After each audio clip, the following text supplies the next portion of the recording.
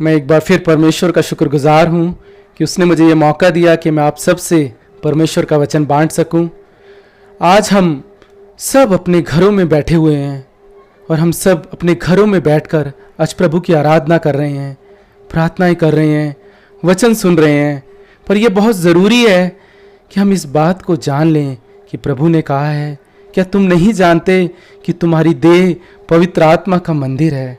हम खुद एक परमेश्वर का मंदिर हैं। हमारा घर एक प्रार्थना और आराधना की जगह होनी चाहिए। हमारी ज़िंदगी उसके लिए ऐसी होनी चाहिए कि हमारे जीवन से लोग यीशु को जानें। और यह बहुत अच्छा मौका है कि हम घरों में रहकर उसके नाम को पुकार सकते हैं।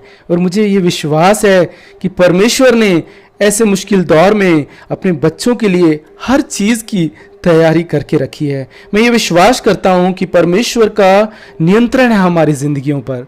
यशायाह की पुस्तक उसके 40वें अध्याय और उसके 22वें वचन में यूँ लिखा है, यह वह है जो पृथ्वी के घेरे के ऊपर आकाश मंडल पर विराजमान है। वह पृथ्वी के घेरे के ऊपर बैठा इस पृथ्वी को देखता है। हमारा परमेश्वर चुप नहीं है, उसे मालूम है कि क्या हो रहा है। और वो हमारे लिए, मेरे और आपके लिए जो उस पर नजरें रखे हुए हैं, इस बुराई में भी भलाई उत्पन्न करना जानता है। और जो कल्पनाएं वो हमारे लिए करता है वो हानि की नहीं पर लाभ की हैं। आज अगर हम न्यूज़ देखें और सुने तो हम डर जाते हैं, क्योंकि न्यूज़ में अच्छी खबरें कम और बुरी खबरें ज़्यादा हैं। क्योंकि जिस धरती पर हम रह रहे हैं ऐसा संभव नहीं है कि बुरा समाचार यहाँ ना आए। रात को अगर मोबाइल बज जाए तो हमारे ख्याल में आता है कि कोई बुरी खबर तो नहीं है। जब हम डॉक्टर के पास चले जाएं और वो कह दे कि ये टेस्ट करा लो तो हमें डर लगता है कि कहीं बुरा समाचार ना आ जाए। पर भजन संहिता 112:7 में यहाँ एक मनुष्य है जो कहता है कि वो बुरे समाचार से नहीं डरता। कौन है ये मनुष्य? मुझे भी इससे मिलना है।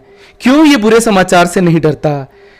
क्या इसका बड़ा घर इसके बुरे समाचार के डर को रोक सकता है? क्या इसका बहुत पैसा इसके बुरे समाचार को रोक सकता है, उसके डर को रोक सकता है?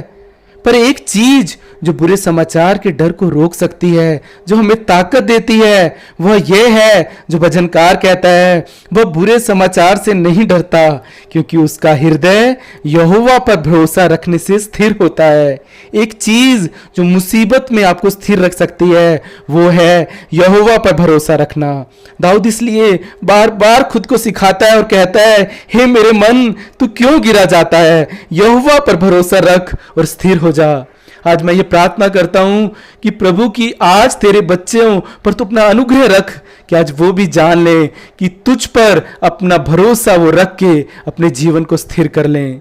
क्योंकि दाऊद ये कहता है कि मेरे शत्रु मुझ पर कभी विजय नहीं हो सकते, क्योंकि मेरा खुदा मेरे साथ है। क्योंकि वो जानता है कि उसकी करुणा उस पर सदा की है। भजन संहिता 118:1 में दाऊद कहता है, यहोवा का धन्यवाद करो क्योंकि वो भला है और उसकी करुणा सदा की है। उसकी करुणा सदा की है, इसका मतलब है उसका प्रेम, उसकी दया सदा की है, कभी ना खत्म होने वाली अपने बच्चों के लिए।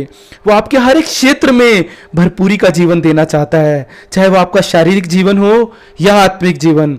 इसलिए जब हम करुणा शब्द कहते हैं इसका मतलब है सब कुछ इसमें आ जाता है। सिर्फ दया नहीं, सिर्फ प्रेम नहीं, भलाई नहीं, सिर्फ भरपूरी नहीं, सब कुछ इसमें आ जाता है। उसकी करुणा में है सब कुछ। इसलिए दाऊद कहता है आगे इसी अध्याय में, सारा इज़राइल कहे उसकी करुणा सदा की है, हारून का घराना कहे उसकी करुणा सदा की है, यहोवा के डरवे कहें उसकी करुणा सदा की है। फिर वो कहता है भजन संहिता 118 के 5वें वचन में, मैंने सकेती में परमेश्वर को पुकारा, परमेश्वर ने मेरी सुनकर मुझे चौड़े स्थान पर पहुंचाया। आपको लगता है कि आप अपने जीवन की आज सकेती में हैं? इसका मतलब है ऐसी जगह पर जहां आज आप पर दबाव है, आज घुटन में है आप, आज आप तंगी में हैं, आज आप वहां दब रहे हैं। आप जब उस दबाव में उसे पुकारते हैं वो आपको वहां से उठा लेता है। कई बार अपनी जिंदगी के ऐसे क्षेत्र में हम आ जाते हैं जहां पर आपको लगता है कि आप फंस गए हैं, कभी आप शरीर में, कभी आप आत्मा में। जब आप शरीर में दबते हैं तो वो घुटता है, जब आप आत्मा में दबते हैं तो वो घुटती है। दाऊद कहता है, उसे जब मैंने घुटन में पुकारा उसने मेरी सुनी और उसने मुझे वहां से बाहर निकाला। जब मैं सांस नहीं ले पा रहा था, जब मैं घुटन महसूस कर रहा था, उसने मेरे जीवन में अपनी सांसें डाली और मुझे चौड़े स्थान पर पहुंचाया। क्या है ये चौड़ा स्थान?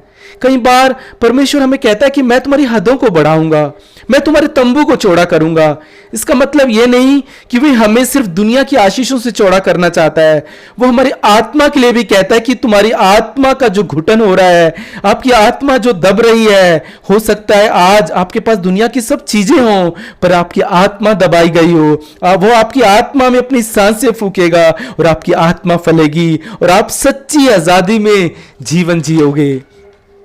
अगर आपकी आत्मा आजाद है और वो चौड़े स्थान पर है ना, तो चाहे आपके शरीर में कोई मुश्किल दबाव क्यों ना आ जाए, वो आपका कुछ नहीं बिगाड़ सकती।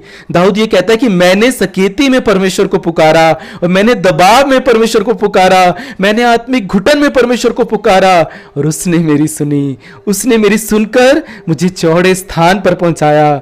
इसलिए वो कहता है, यहोवा मेरी ओर है, अब मैं ना डरूंगा, मनुष्य मेरा क्या कर सकता है।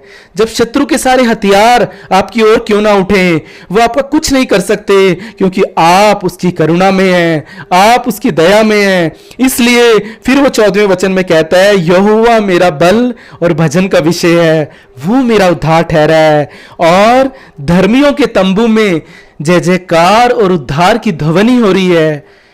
इसका क्या मतलब है?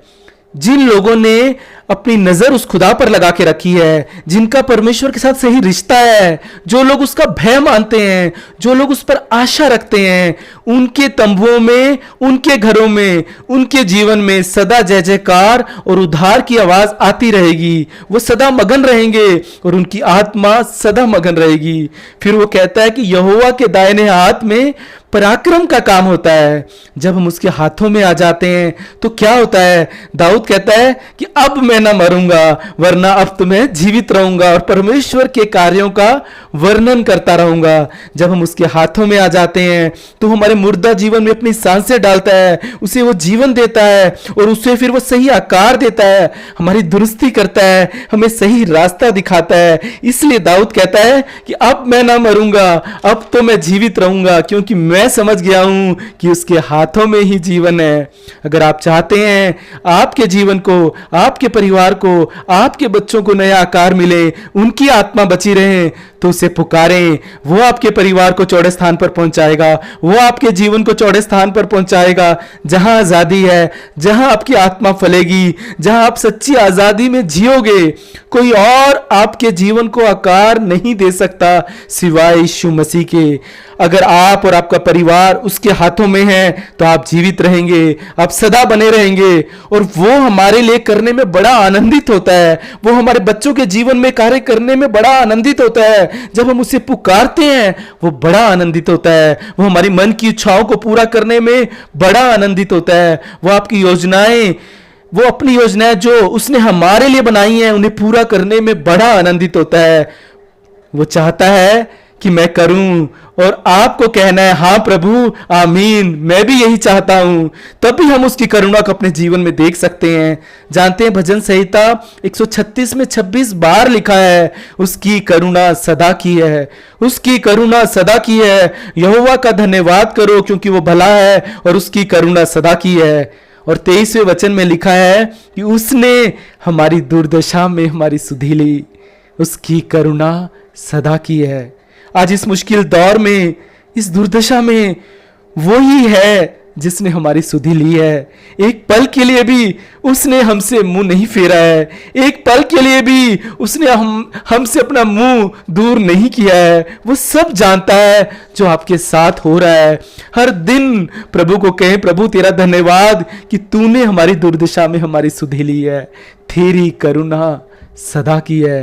और ये याद रखिए, आज नहीं, आज के बाद भी अगर आप अपनी जिंदगी में कितनी भी मुश्किल से क्यों ना गुजरें, प्रभु कह रहे हैं कि मेरी करुणा तुझ पर सदा बनी रहेगी, मैं तेरी सुधि लेने वाला परमेश्वर हूं।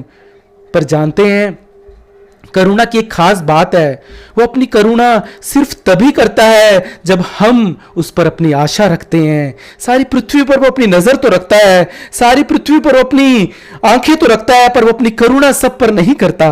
भजन संहिता 33:22 में दाऊद बड़े साफ शब्दों में कहता है, ध्यान से सुने, हे यहोवा, जैसी तुझ पर हमारी आशा है वैसी ही तेरी करुणा भी हम पर हो। जैसी हमारी आशा है तुझ पर वैसी ही तेरी करुणा हो मुझ पर। मुझे नहीं पता आपने कहां अपनी आशा लगाई है, बाकी आज आपकी सारी आशाएं कमजोर हो रही हैं, पर एक आशा है जहां आशीष है, जहां आजादी है, जहां स्थिरता है, जहां जीवन है। पर जितनी आपकी आशा होगी उस पर, उतनी ही आप अपनी करुणा को उसकी अपने जीवन में देखेंगे। अगर संपूर्ण आशा है तो संपूर्ण करुणा होगी। दुनिया चाहे आज कुछ भी कह रही है, डॉक्टर चाहे आज कुछ भी कह रहे हैं, साइंस चाहे आज कुछ भी कह रही है, पर वचन कह रहा है उसकी करुणा सदा की है, उसकी करुणा सदा की है। आज पवित्र आत्मा मेरी और आपकी मदद करे कि हम उसके वायदों पर भरोसा रख के स्थिर हो जाएं और ये बात समझ लें, जो उस पर आशा रखते हैं उन पर वो सदा अपनी करुणा रखता है। वे ही अपनी करुणा से हमें थामने की और हमें संभालने की सामर्थ्य रखता है। उसकी करुणा सदा की है और वो सदा हमारे जीवन में बनी रहेगी। आज प्रभु को हम धन्यवाद देते हैं प्रभु कि तू हमारी आशा है, तू हमारा भरोसा है, और हम जानते हैं जब हम सकेती में आते हैं तू हमारी दुआओं को सुनता है और तू हमें उस सकेती से निकालकर, उस घुटन से निकालकर छोड़े स्थान पर पहुंचाता है और हमें आजादी देता है और हमारी आत्मा को बहाल करता है ताकि हम तुझ में आनंद मनाएं। तू दुर्दशा में हमारी सुधि लेता है क्योंकि तू हमारी सुधि लेने वाला परमेश्वर है। तेरी करुणा सदा की है, तेरी करुणा सदा की है। आमीन।